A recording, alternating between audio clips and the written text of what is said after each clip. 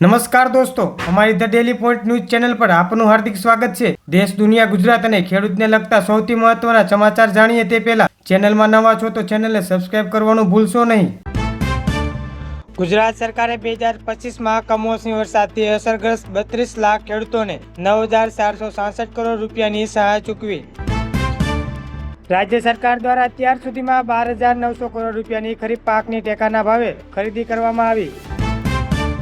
તુવેરની ટેકાના ભાવે ખરીદી માટે ઈ-સ્મૃતિ પોર્ટલ પર 1.30 લાખથી વધુ ખેડૂતોએ રજીસ્ટર કરાવ્યું। કેન્દ્ર સરકારે 20.10 લાખ મેટ્રિક ટન મગફળીની ખરીદી મંજૂરી આપી છે, જે પ્રક્રિયા ફેબ્રુઆરી સુધી ચાલશે। ખેડૂતોને સોલાર પેનલ લગાવવા સબસિડી યોજના ફોર્મ ભરવાની પ્રક્રિયા કેટલાક જિલ્લાઓમાં ચાલુ છે। પશુપાલકો અને માછીમારોને પણ કેસીસી અંતર્ગત આવરી લેવા માટે વિશેષ ઝુંબેશ ચલાવવામાં આવી રહી છે। રાજ્યમાં કપાસ સરેરાશ ભાવ 1400 થી 1600 પ્રતિ કિલો બોલાઈ રહ્યા છે। જીરુના ભાવ સામાન્ય સુધારો જોવા મળ્યો છે। ઊંઝા માર્કેટમાં સારો ટ્રેડિંગ વોલ્યુમ છે। શિયાળા શાકભાજી, રીંગણા, ફ્લાવર, કોબીજની પુષ્પક આવરને કારણે છૂટક બજારમાં ભાવ ઘટ્યો। ઉત્તર ભારત વેસ્ટ ડિસ્ટર્બન્સ સક્રિય થવાથી ગુજરાતના વાતાવરણમાં પલટો આવી શકે છે। હવામાન વિભાગ મુજબ 22 થી 24 જાન્યુઆરી દરમિયાન કચ્છ અને ઉત્તર ગુજરાતના કેટલાક વિસ્તારમાં વાદળછાયું વાતાવરણ અથવા સામાન્ય છાંટા પડી શકે છે। વહેલી સવારે સૌરાષ્ટ્ર અને મધ્ય ગુજરાતના હાઈવે પર ગાઢ ધુમ્મસ જોવા મળ્યું હતું। આજે અયોધ્યા રામ મંદિર પ્રાણ પ્રતિષ્ઠા 2 વર્ષ પૂર્ણ થતા રાજ્યભરમાં વિશેષ પૂજા અને આરતીનું આયોજન। રામ મંદિર સ્થાપના દિવસ નિમિત્તે અમદાવાદ, રાજકોટ, વડોદરા સહિતના શહેરોમાં આજે કતલખાના બંધ રાખવાનો આદેશ। બોટાદ જિલ્લાના ધાર્મિક લાગણીને માન આપીને માંસ મટનના વેચાણ પર પ્રતિબંધ મૂક્યો છે। સુરતમાં પાણીની ટાંકી તૂટી પડવાની ઘટના જવાબદાર અધિકારીઓ અને કોન્ટ્રાક્ટર સામે પોલીસ ફરિયાદ અને ધરપકડ। મોરબી નજીક ટ્રક અકસ્માતમાં 4 લોકોના મોત, હાઈવે પર ટ્રાફિક જામ સર્જાયો। વડોદરામાં નકલી પોલીસ બનીને લોકો સાથે છેતરપિંડી કરતી ગેંગ ઝડપાઈ।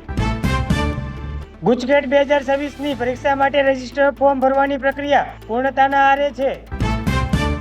શ્રમ અને રોજગાર વિભાગ દ્વારા આવતા સપ્તાહે કેટલાક જિલ્લામાં ભરતી મેળાનું આયોજન।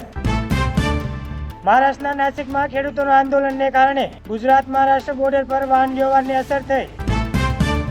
ગિફ્ટ સિટીમાં નવા રોકાણકારો માટે વિદેશી કંપનીઓએ રસ દાખવ્યો।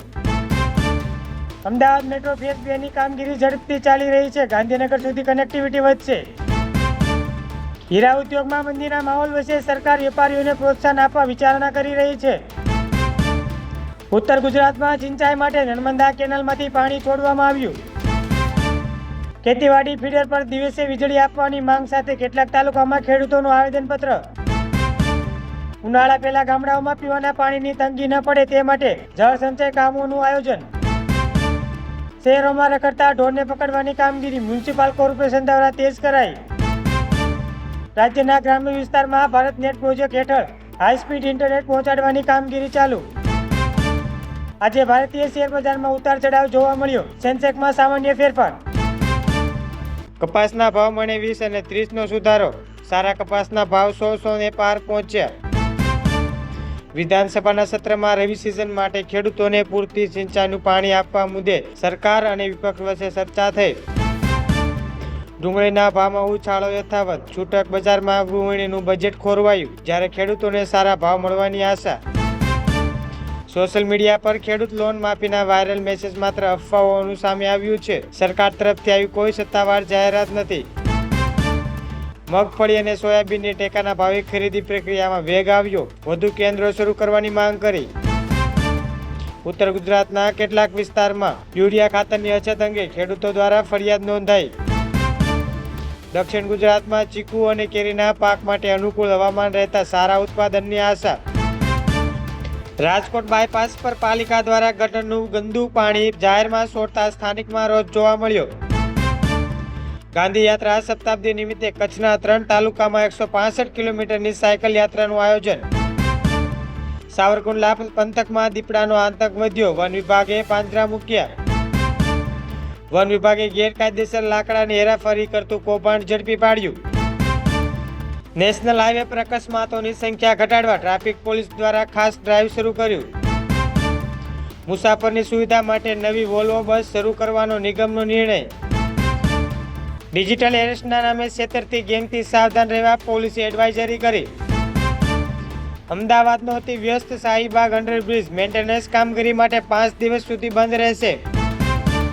પીએસઆઈ અને એલઆરડી ભરતી 2026 માટેની શારીરિક કસોટી આજથી પ્રારંભ થયો. અમદાવાદના પોશ વિસ્તાર બોપલમાં જમીન નીચે ઘસી રહેવાનો હોવાનો સ્ટડીમાં ખુલાસો થયો. ભાજપના કોર્પોરેશન સહિત 4 લોકો સામે ગુજસીટોક હેઠળ ગુનો નોંધવામાં આવ્યો.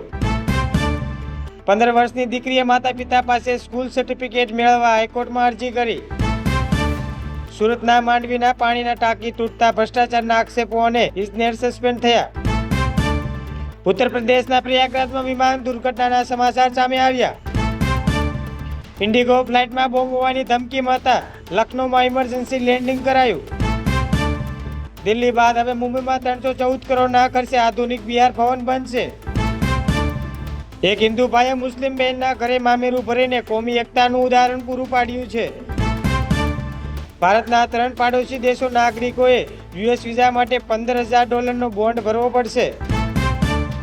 અમેરિકા જતા ભારતીય વિદ્યાર્થીઓની સંખ્યામાં 1 વર્ષમાં 75% ઘટાડો નોંધાયો. અમેરિકામાં વીજળીના ભાવ રોકેટ ગતિએ વધતા ટ્રમ્પનું ટેન્શન વધ્યું. બોસ્ટનમાં એક ગુજરાતીએ $5 લાખ કૌભાંડમાં ગુનાની કબૂલાત કરી. છેલ્લા 3 દિવસમાં 10 ગ્રામ સોનાના ભાવમાં ₹6,000નો વધારો. તળેલા તેલનો ફરી ઉપયોગ કરવાથી કેન્સરનું જોખમ હોવાના રિપોર્ટ સામે આવ્યા. વિરાટ કોહલીએ 85મી સદી ફટકારી ઇતિહાસ રચ્યો, છતાં ટીમ ઇન્ડિયાની હાર. હાલ માટે આટલું જ. મળીશું નવી અપડેટ સાથે. તમે ચેનલ પર નવા છો તો ચેનલને સબસ્ક્રાઇબ કરવાનું ભૂલશો નહીં.